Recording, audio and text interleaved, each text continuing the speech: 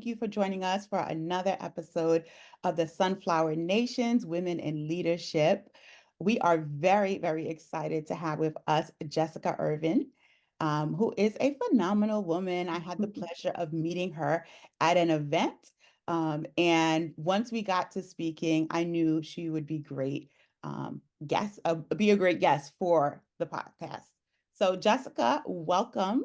Thank you. Thank you. So happy to be here Happy to have virtually. you.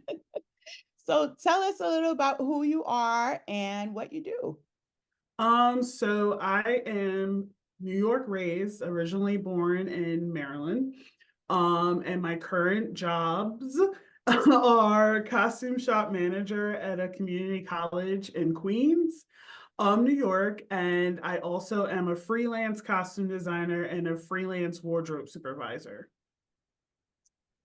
That sounds exciting, right? So you're Yes. definitely in the theater world. Yes, theater, trying to make my way over to TV and film. Awesome. So tell me, how did you get started in this? Was this always a passion growing up? Oh, that is a loaded question. So, when I was younger, I loved watching Project Runway. So I loved clothing, fashion, and stuff like that. And when I was graduating high school, I thought about becoming a fashion designer. But unfortunately, a lot of people sometimes don't encourage the arts. So I kind of went to the path of psychology, a safe kind of career. And so I, went to school for that, finished with it, got my degree, and then I was just like, I don't know if this is what I'm supposed to do. It was more for industrial organizational psychology, so it was like HR and office work and stuff. And I was like, well, I'll see, because at that time I was still working in retail. And I just felt like I sent out stacks and stacks, I mean like stacks of resumes and didn't get anything. And I just was like, okay, God, I don't know what I'm supposed to do. So then I decided, hey, I'm going to apply to fashion design school. And I applied one time and there was an issue with my transcript. So it was like a delayed no. And then I said, okay, I didn't put my all into it. So I'm going to try again. And I tried again and they said no. Oh, And wow. so it took me, and so this was like 2014, and it was very devastating for me because at that time of getting the no, and my dad was getting sick, and a few other family members were getting sick. So it was a very dark time. And then I was watching a movie, and I was just like, hmm, I maybe I should look into costume design. You love movies and you love clothing, so let me see. And I found a certificate program at the same school that I applied to that told me no. And I just started taking classes, and the first class was the intro. And after the class was done, I sat in the back and I cried, and I was like, "This is what I want to do." Oh, that's awesome. And so I took several classes because you had to take a few of them to get your certificate. And there was a class about fitting, like how to fit your clothes. And one of my classmates that we were teamed up together was like, "Hey, I'm doing wardrobe for a show at the Apollo. Would you like to be my assistant?" And I was like, "Absolutely." And from there on, it was I tell people it's who you know and who you meet and how you are, because the costume designer for the show worked at a college, and she was like, "Hey, my assistant's leaving, would you want to be my assistant?" And I was like, absolutely, anything to get me out of retail, because that just was not my ministry. And so I worked at the college, and I worked with her as an assistant costume designer on several shows. And then during the pandemic, pretty much my department, theater department at the college, they just got rid of everyone. Wow. So Yeah. wait, so you were there from 2014, 15? So at the college, I've been working costumes since 2014. Excuse 2015, because 2014, that was when I was like at my lowest. And I said before New Year's Eve, I was like, I 2015 is going to be my year. And so Share I it. Yeah, I mean, I it was like I claimed it. I was like, I can't do this anymore. Like I got to get it. And so 2015, that December was when I did the first show at the Apollo. And then so I pretty much left retail in 2016. And then I've pretty much been in costumes since then. Okay. So you did 4 years at the college? Yeah, 2016-ish? yeah, yeah, Okay, so about yeah, 2020. yeah. So And I know that was probably a devastating time for everyone in that industry, because the world was on pause. yeah. And unfortunately, with my job, it's not something you really could do well over Zoom. We've tried a few Zoom productions, and it was very difficult, and you just couldn't get the final product that you really wanted. So, and so like it was hard, but I used what media stuff I had, and I, volunteered in my church and learned some more skills until I was able to return back to theater. Good. So I love the fact that you're so resilient, right? You get that first no, it's like, okay, maybe I didn't try hard enough. You poured yourself into the second one and you still got a no. So that definitely has to leave you kind of questioning yourself. I know for Absolutely. me, um, I don't respond well to no. Oh, I didn't. Don't get it. A lot of I times people are didn't. like, well, why didn't you ask for help? I'm like, I don't ask for help because I don't want people to tell me no.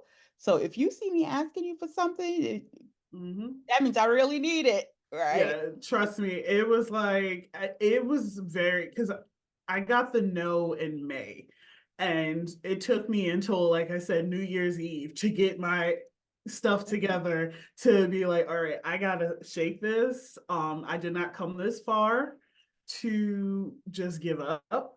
And so I had to just hope for the best and just put myself out there and be very vulnerable, which as an Aquarius and stuff, I don't like being. I get it. I get it. So let's go back a little bit. So you said you were working retail for a while. Hmm. With your degree. You had a bachelor's degree? Yes, in psychology and a minor in fine arts. Right. So you have a bachelor's degree, you're working retail. How did that leave you feeling? Because I talk to some people and it's like, oh, I almost feel embarrassed to be working retail.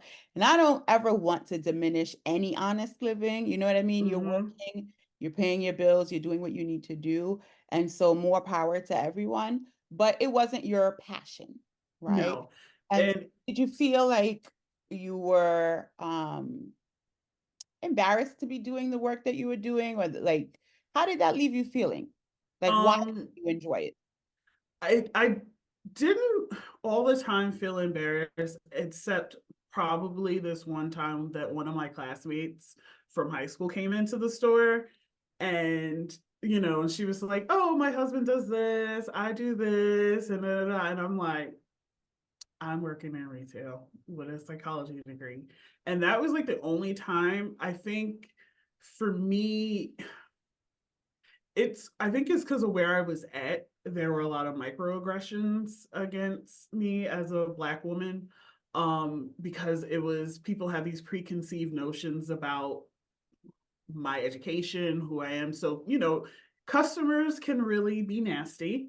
And that is when I just really made me question a lot about whether this was my path or not, because I'm like, I can't deal. I always whenever I had customer come up to me and be nasty, I'm like, before you're a customer and before I'm an associate, I'm a person. So please talk to me as such, which sometimes went over well, sometimes didn't. But I know like dealing with that and stuff, it that also made the year that I got the rejection hard, because it made me think of, I know this is not what I'm supposed to do, and I'm trying everything to get out of here. And I'm just like, God, am I just supposed to be thrown into the black hole? Like, I just didn't like, I would cry going to work. I would cry leaving work. I would just, because I wasn't understanding. I'm like, I know this is not what I'm supposed to do, because like it was so many personalities. It was, like I said, a lot of microaggressions.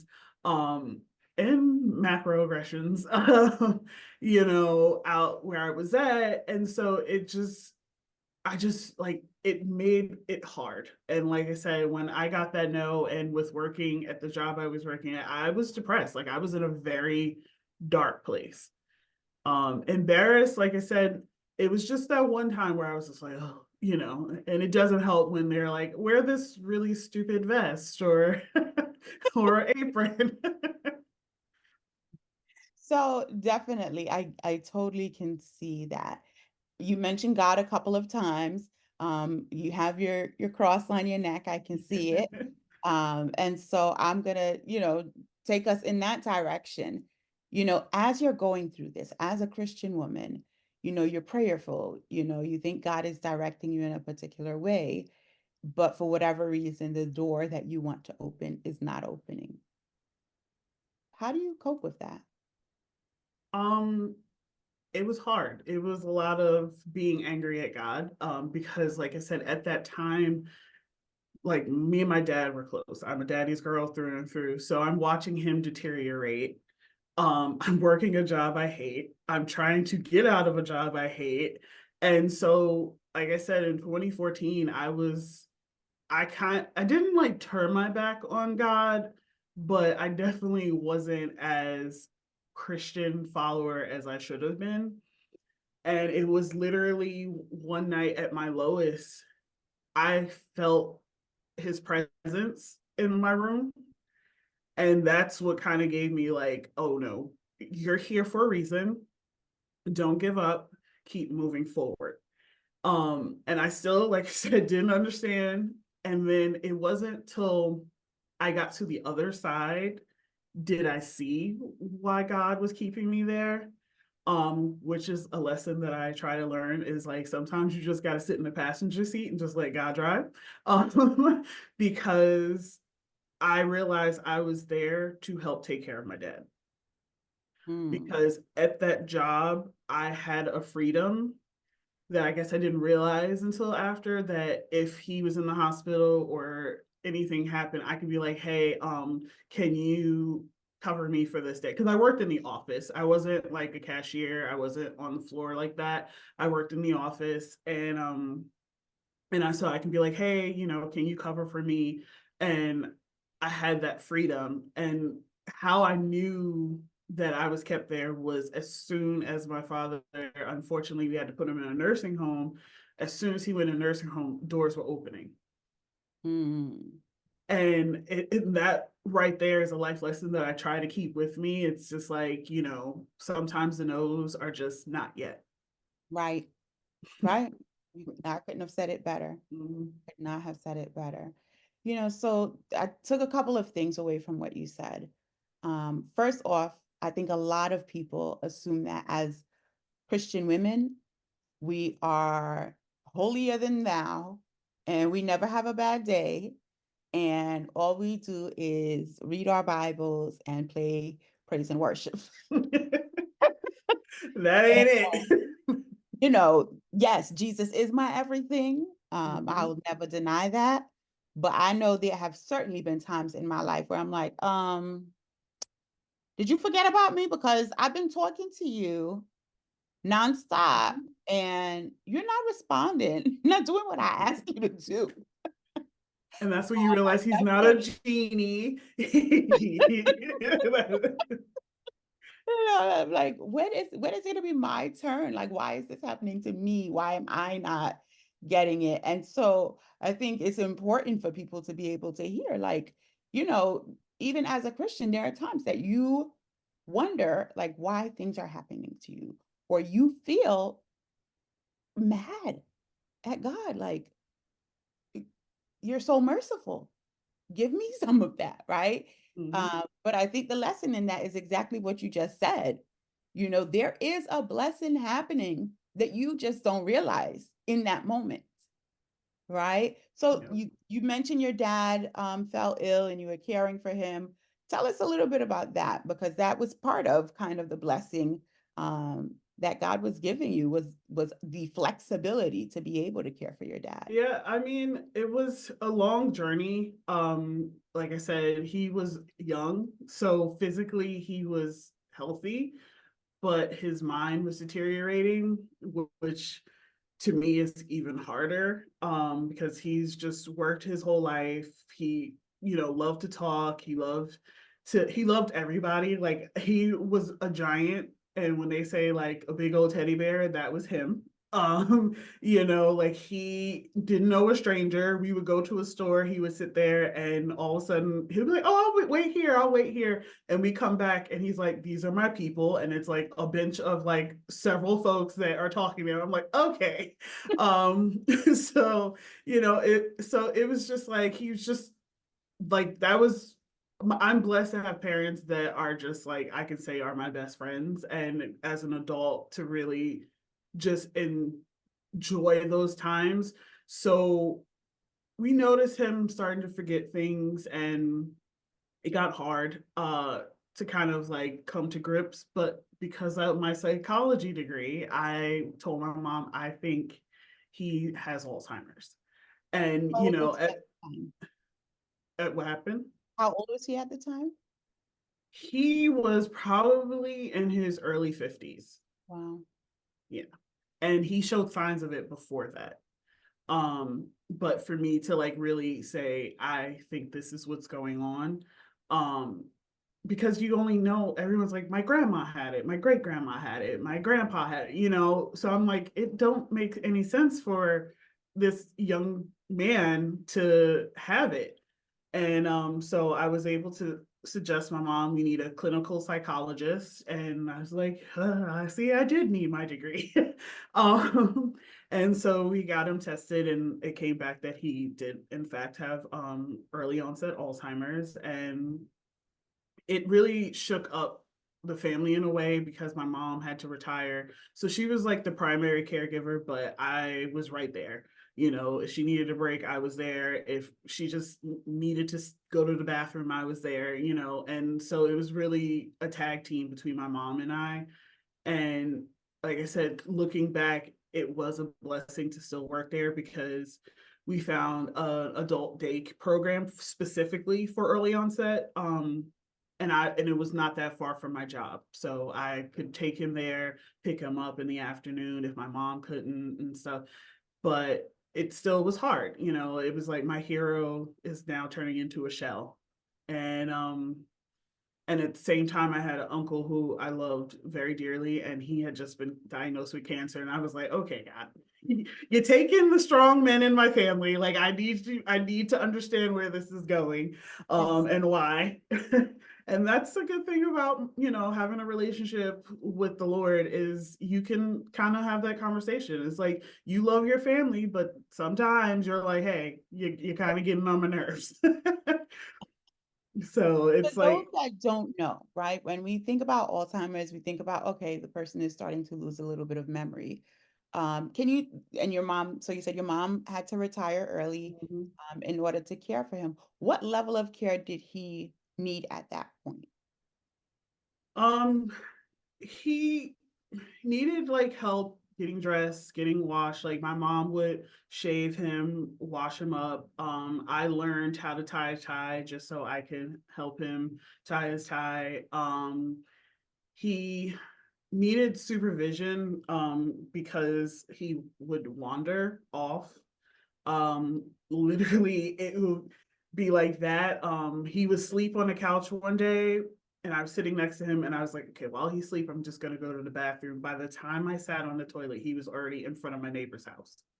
And I'm like, you were just asleep. Like, I don't understand. Cutting up his food, uh, just guiding him. Like, my mom was definitely like his safety blanket. Because one time she went away and he like really got aggressive. He never hit, which is a good thing, because my dad was 6'7", 400+ pounds. So if he wanted to, I probably would not be talking to you. But but it just, that was his safety blanket, and I kind of became a safety blanket as well. But like I said, when we had to put him in a nursing home, he kept falling. And as you can imagine, that big of a man, I won't picking him up. And my mom was definitely not able to. And so um the fire department would have to come, and sometimes people aren't as nice. And they would talk under their breath and say some nasty things. And we even had we were trying to tell the EMT that, he has early onset. She called the police, and we were met with the police officers at the emergency room because they said that we were abusing him. Oh my God. And yeah, and they were like, we can definitely see he is well cared for and stuff, but so it's like already an emotional time to have to take him to the emergency room because he fell, but then to be accused by people who don't even know or care to know of abuse was like one of the hardest things that I dealt with his illness. It's just having people respect him and understand what we're going through. Definitely. I mean, my father didn't have Alzheimer's, but he did fall ill last year. And, from being able to be completely mobile and independent to needing a feeding tube and needing Mhm. someone to bathe him, and just watching how caregivers, the medical staff, would treat him was very, very, very difficult to see. Um, and to remain calm around because and it's your dad, it's your parent, it's the I person, can't say I you remain know calm. I was my fear with getting upset, and it's funny because I have a sister, and we have very different personalities. I'm killing with kindness, she's rah rah rah, I'm gonna get you. I would just be like, no, don't yell at them because we're not going to be here the whole time. So, like, hope they do Retaliation. it the way you want to Mhm. while you're there, but who knows what they're doing to him once we leave. So I'd be like, I'm the person that's like, I bought donuts for everyone. Please Well, take care of him. that's normally how I am. I can't like I am a very like kill 'em with kindness wholeheartedly. But the process of getting him in a nursing home was a hard one because of his size. And a lot of places didn't have accommodations like a bed long enough, one that can hold him. And so we found one and we were like, okay, this is good. And then they were like trying to get rid of him. They were like, well, why don't you try this nursing home? And I'm like, that's not even a nursing home. That is Why like, would they want to get rid of him? I think they just didn't want to deal. He wandered and he's a big guy. No, when everyone used to see my dad, everyone was afraid of him. And like I kid you not. And then it's like you hear his hearty laugh and it's like, oh, okay, I'm not. And so it went from, I guess, I'm afraid of what he's going to do to everyone loved him. He passed away in the beginning of 2020. I feel like he knew COVID was on the way. Um, and so I just remember talking to them and everyone was like, we're gonna miss him, we're gonna miss him. And even at the point where he was, like he wasn't really talking and stuff like that, but he still left imprint on them. And I'm like, it was a big difference from where we started to where we ended. And I remember one of the early meetings, they basically acted like they didn't want to talk to my mom and I, and kind of like rushing us along. And I remember I had to act a fool and I said, I know he's not your father and I know he's not your husband, but he's my father. And I just need some respect. I need some care. I need to know he's in good hands. Because wouldn't you want that for your father and wouldn't you want that for your husband? Now I didn't say it as calmly, I'm not gonna lie. It was kind of on that movie level where dramatics like slam books and but I think they got the message and they Sometimes that's realized, necessary. That is absolutely necessary yeah, sometimes. yeah, Yeah, we have to advocate for our people. yeah. And Right. And I I hate to throw race into it, but I definitely saw a great disparity in the way my mhm. father's care was provided, um, versus his white counterparts. And it was very upsetting. It was very upsetting to the point that, at after my father passed, we just had such a hard time with the doctors and the insurance and all of Mhm. that. I learned so much, first of all, because if you have to advocate, you have to know the laws, you got to do tons of research. And so at one point I really questioned, I'm like, maybe I need to transition and become like a patient advocate because people don't know. No, We do they not know don't. our rights. Mm-mm. And so it was definitely very difficult to have to, first of all, you're watching somebody that you love deteriorate, and instead of being able to focus on loving them and enjoying the time that you have with them, you Mm-hmm. are spending time like fighting and Yeah. advocating for Yeah. them. So I And could definitely see that. I'm like, my mom has been a caregiver for, I always say, most of her life because her mom was very sick, her dad got sick, and then her husband. And that was another conversation. I was like, Lord, why is my mom can't catch a break? But through each one of those, she learned a lot. Through my grandmother, she learned like power of attorney, healthcare proxy, like making sure the right things are in your loved one's name before they aren't sick or when they get sick, and things like that, so that you're financially set in case you do have to put them in a nursing home and stuff. And even with my dad, I just didn't understand. And she just recently helped a family friend with her father and getting him into a nursing home and stuff like that, and getting her connected with people. So I feel like sometimes our journeys aren't in vain. We hope we don't have to go through it, but it's sometimes it's what we go through is to help someone else, Right, or some type of lesson that you needed to kind of like reset yourself. right, right, right. How is your mom now? Oh, she's traveling. She's in Good for Florida right her. now. Yeah, I the one thing I had when he went into a nursing home, I said, "You're not in a nursing home. He is." And when he passed away, you didn't. And so she's like, "No, I'm gonna live my life." So she was about to go on to try to look up a cruise that's in like a couple of weeks. So, and I'm like, "Go for it, do it." Life's too short, and I'm like, there's a lot of things we wish we did with him and stuff, but we have to just bring his spirit with us and do it. Nice. I Mhm. appreciate that. So, as we talked about, um, COVID kind of changed the game for your career, right? Mhm. So everything's going well. You're working at the college you're working in, enjoying that journey. Finally, you're doing what you love. You're working in your purpose, and then 2020 comes. Tell me about that. So the before 2020, I was just promoted, and it to a full-time benefits, all that good stuff. And it was like, yeah, we're gonna work on this, and then you'll get an increase, and da, da, da. So I was like so excited. I was just like, wow, I'm an adult. I felt the most adult I've ever did in my life. Um, and like I had just did like a really touching show at the college. Like I was in charge of it, and I was just feeling like so optimistic in so many ways. And then all of a sudden, there's like, yeah, this thing is going around, and we're gonna close for a little bit, but it's just temporary, and we'll let you know when you come back. Well, a day turned into a week turned into a month, months turned into 2 months, and and it just kept going. And the college was like, oh yeah, no, we're gonna keep you, we'll figure it out, we'll figure it out. So were they And paying you all along? Were you still receiving? yes, yeah. Okay.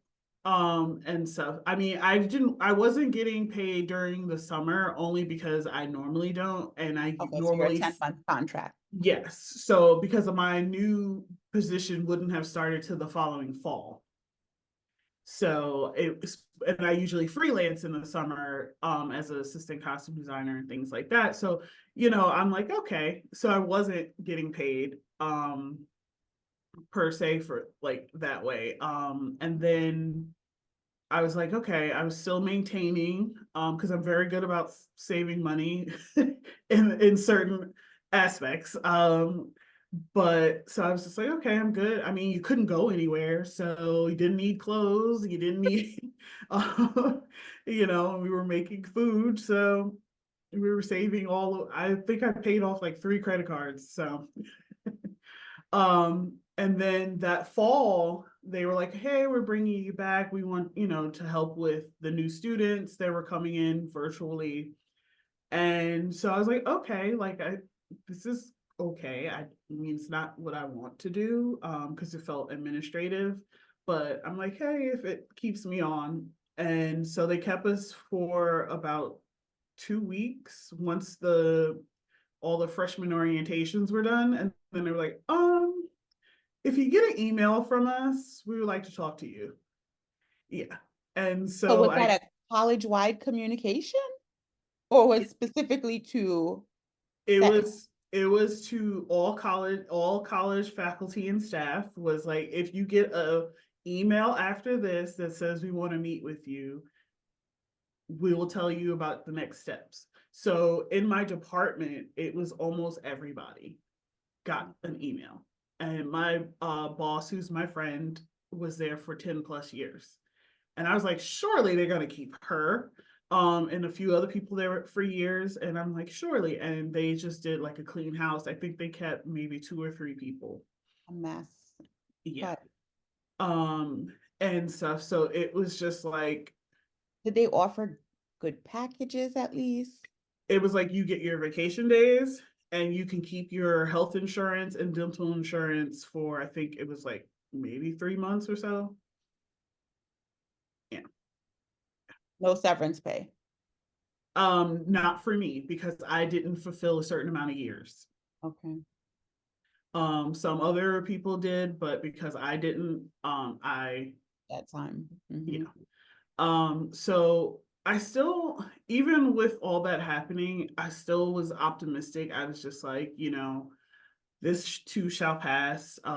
Whatever's going on will be contained, and the world will open back up. And I still was, I was like, listen, I have my health, my family has their health, a few of my family members had caught COVID and it was like quick, or it just, it wasn't as detrimental as others. Um, so it's just finding the positivity in a lot of things. And like I said, I was part of the media team at my church where we met.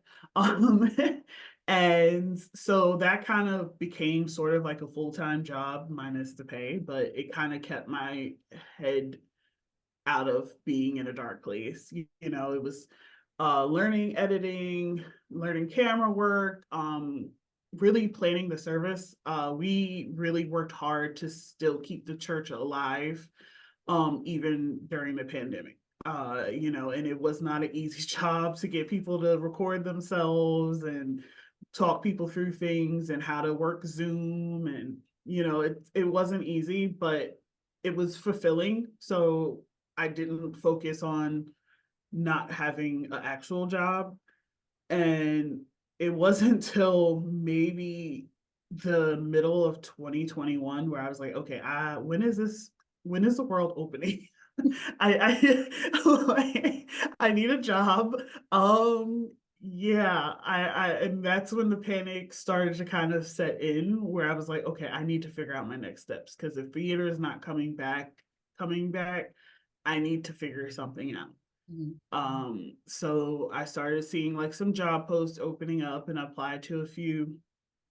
And then it felt like when I worked in retail, I was like, okay, why is nothing coming through?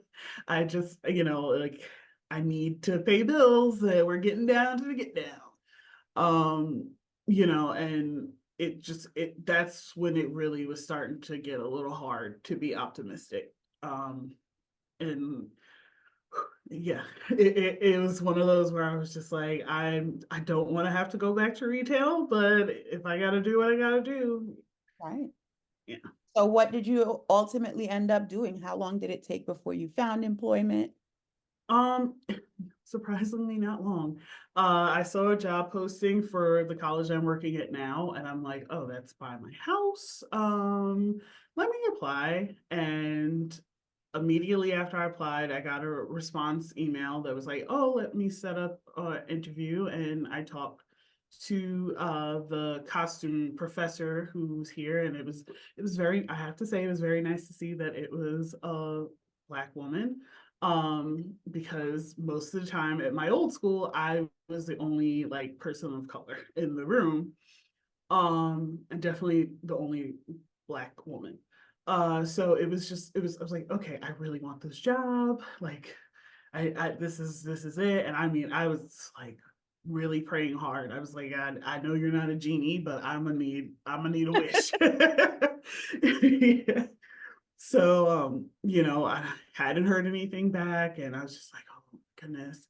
And finally, I got the job offer, and I started probably about a couple of weeks after. So how long And did it take from the application process to the you are hired? We'd like to offer you this position. it was about 2 weeks for me to get like the official, yeah. And you Uh, were talking about like you were waiting for months. no, no, it was It felt like, like months well, at the it time. did, it did, because I was just like, it was no, I'm one of those people, like, if I'm communicating with you, I'm going to send like a follow-up email, like, hey, this is what's going on, because she had to get approval from higher ups and things like that. So that's what was like, but taking long, and I was just like, oh, imposter syndrome's real. So that Yes, kind it of creeped in is. there too.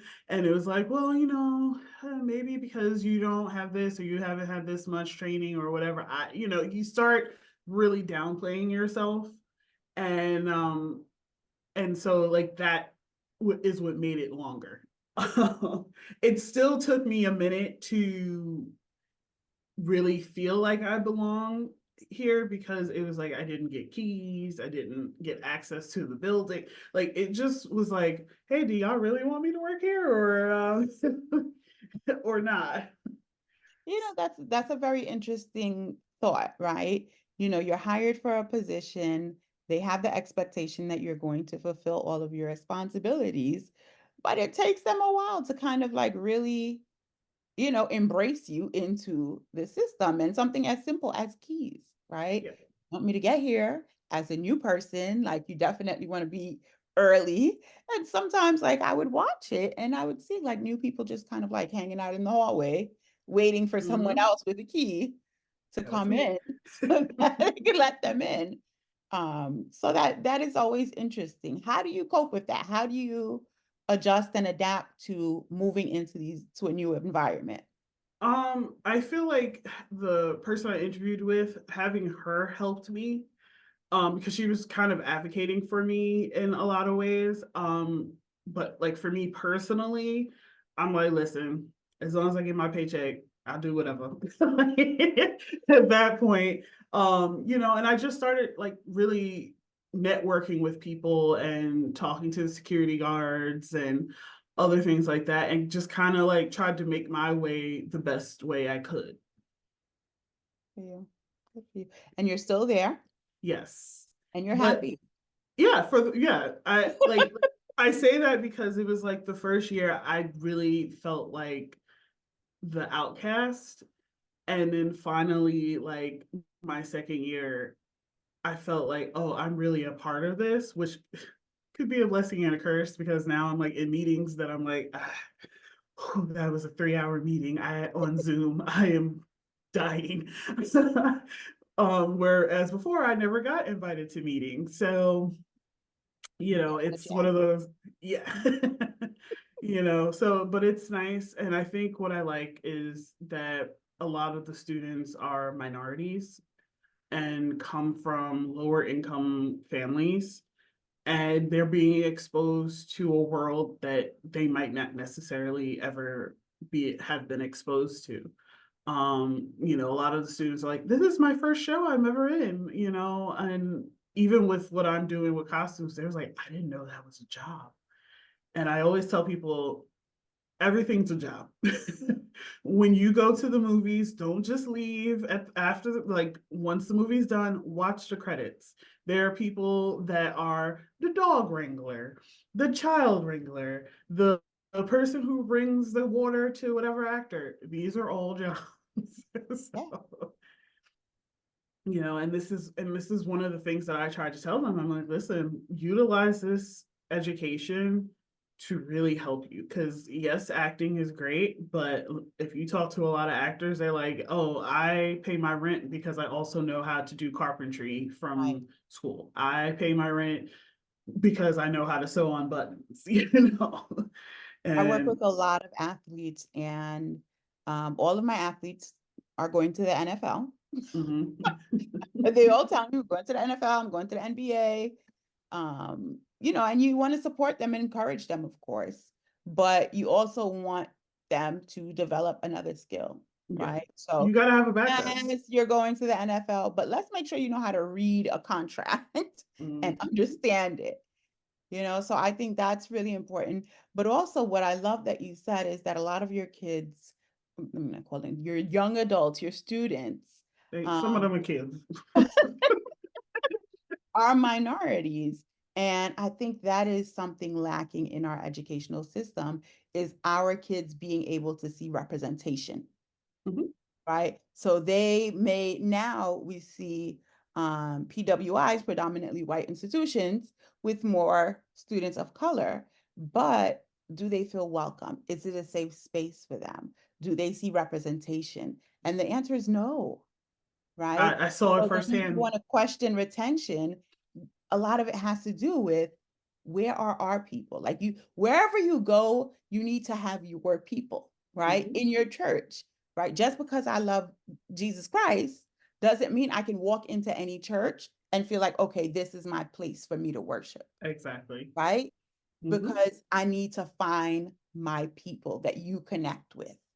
And unfortunately, in the educational sector, a lot of times there is minimal representation for students of color. I saw it firsthand. My last job, it was it was great because it was like a higher education institution. But I'm not gonna lie, I didn't see Black students until probably my second year of working there.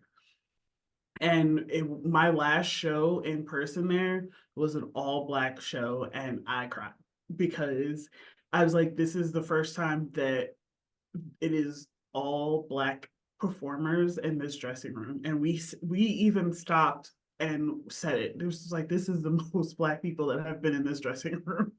And it was a very deep show. It was Spell Number 7, which deals with race.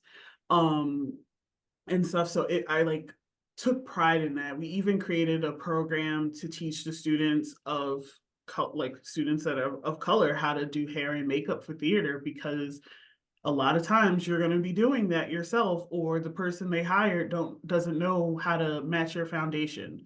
They will make you look Yeah, casket ready in a minute. Or your hair or whatever, and a lot of times, because I was there, I was able to advocate for a student to be like, hey, I know that's how you want their hair, but that takes a lot of manipulation that can damage their hair. Maybe we can come up with a different option. And so I really, as prestigious as it was, it still was lacking. And we were trying to create something great. And then the pandemic happened. So I don't really know what's become of the program. But, I was blessed, like me and a friend of mine who's a makeup artist on Broadway worked together, and my old boss, to try to make this program. And at first the students were like, I don't want to do this. And then they were like, oh my God, this is really great. And and I was just like, this is sad that you're paying all this money for this school and don't feel welcomed. hmm. That is a whole nother episode right there. Ain't That that is true? a whole nother episode right there. Mm-hmm. So let's talk a little bit about personal life. Is there somebody special in your life? Any children? No, no, and no. I mean, it's one of those things where I'm not sitting there like, I never want to be married, I never want kids, but I am also not where I must be married, I must have kids. And I remember I during the pandemic, I did go to therapy, just to kind of deal with a few things. And I remember I said, if I get married, if it's in my cards, and she was like, "Oh, is that a defense mechanism?" And I was like, "No, I just don't know the future. I can control me. I can't control other people." And stuff. And but I'm always open to it. But I'm one of those people, you got to love yourself first. And then Absolutely. whoever comes along can add to your life, but should never be your life. And so I'm living and loving life. And if I someone comes love along, that. Love, love, love it. if someone comes along and we're on that same page or wavelength and we understand that, I arms wide open. But I like I said, most of the time it's usually garbage. Like I said, sometimes a dating pool feels like it got a little pee in it, but so Never heard that before. I loved it. I mean, it's sometimes you're like, there's some stuff floating in this pool that ain't supposed to be floating in this pool. So it's just like I'm definitely open to it. I know, as I get older and you see older women becoming parents, because I'm 38 right now and stuff, it gives hope. And I'm like, there's also adoption, like there's options out there. I just, for me, before I bring a child in or whatever, I need to get a few things settled, get in a better place. But I'm open to everything. Like I was blessed with parents who were married to the very end and happily married. Um, and they were great to me and my brother. Like I say, were they perfect? No, but I wouldn't trade my upbringing for nothing. Like I feel blessed and I try to always tell my mom, thank you. Because it's like I I truly feel blessed with my upbringing. And so I've seen happy marriage, I've seen great parenting. So, I would love to continue that, but I'm also like, God may not have that in my cards, but guess what? I'm still gonna live my life and I'm still gonna be happy. So To you. So do you feel any pressure though? Because I know for some of my girlfriends and even for myself for a little while, my parents were kind of like, are you going to be one of those women with a bunch of degrees and making a lot of money and just by yourself? Do you feel that pressure at all? Because I think the older generation really had that mindset, right? You go to school, you get your degree, you get mhm. married, you have your kids. And now women are waiting and they are enjoying life, and I admire it. I have a girlfriend who last year at 42 had her first child, and she is like an amazing mom. Like every time I see her with her daughter, I'm like, I feel like as you I'm glad. mature, you also get in a better headspace. So I was like, early 30, Jessica, I wouldn't trust her with a child. So, it's like, you get in a better place. But going back to what you were saying, I you obviously feel pressure from people because as soon as you see someone, it's like, oh, what are you doing job wise? And you tell them that. And the next question is, oh, do you have someone? And you say no. And it's like, oh, are you looking? And you're like, well, yeah. Oh, and it's just like when you're married, it's like, oh, when are you gonna have kids? You have a Right. kid. When are you gonna have the next kid? And that's why, like, I'm also a big advocate for like, just ask how people are doing. Don't do that. Because you don't know what struggles people are going through, Right. and that's very triggering. um but I don't feel pressure from like my immediate family. My mom is an example, and that's why she's like, no, you wait to find the right one, because she was married before my dad, and she was like, I just did it because that's what everyone was doing. And she regrets that, and she was like, I wish I would have waited and just had your dad, and that was it. And so like I take other people's stories in life and I'm like, no, I'll wait No to it. need to And make like, their mistakes.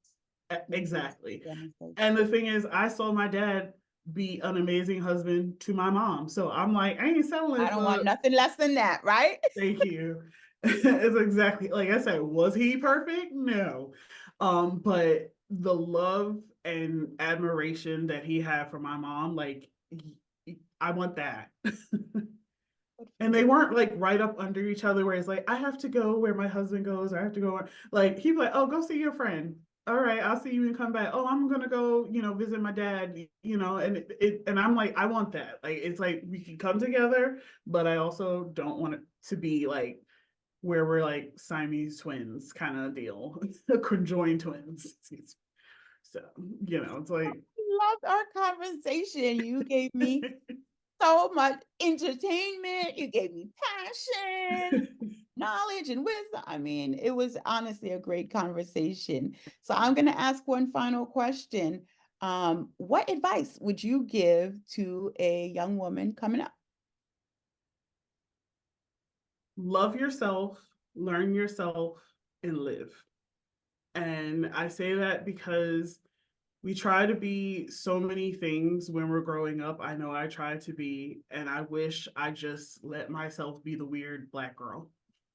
I just wish I could have liked what I liked without feeling bad. And it's just like what you like, be who you are, and don't apologize for it. Because I feel like today there's so many people that look alike or like the same things, and I'm not that. I'm like I'm that weird girl. I like to call myself a Black nerd. Like I go to comic conventions. I like superhero movies. I'm living out childhood fantasies of buying Legos. Now that I have adult money, literally just brought a Ghostbusters popcorn bucket trap. Oh Did my I gosh, need that's it? the talk of my whole house these past couple days. And I'm like, what? What? You would fit in perfect here in the Banks house. See, Because I don't whenever. want to go see the movie. I'm not interested in the popcorn bucket. We're like total opposites. They're like, "Are you coming?" I'm like, "No." Like, but you can go. I'm happy to stay home alone. No, I give me all of that nerd stuff. I love it. And I think it's just because it's like me and my brother, that's just something that we always loved. I feel like he loved it first and I didn't have a choice, and now I love it. Because he is older, even though when we're standing next to each other, you cannot tell. I got a little bit more of my dad's height than he did. So it's like 2 6 feet plus people. But it's I just it's I went away. I went to Vegas last November, and this is one of those things where I was like, I had like a full circle moment, and looked in the mirror, and I was just like, young Jessica would be very happy to see how she's come, because you like what you like, you're living your life, and you're happy, you're content. Um, because young Jessica felt like an outcast, felt was bullied, felt less than, because that's what society tries to make you. And I'm like, if I had the mindset that I had now, back then, couldn't nobody tell me nothing. And that's why I hope young girls and girls coming up, it's like, don't let the world jade you. Don't let it change you. Be who you are and be happy about it. Thank you. Thank you. I love your journey, and I'm so happy for you. Thank you. It's So it's my testimony. I love telling people about it because it's life is not a straight line.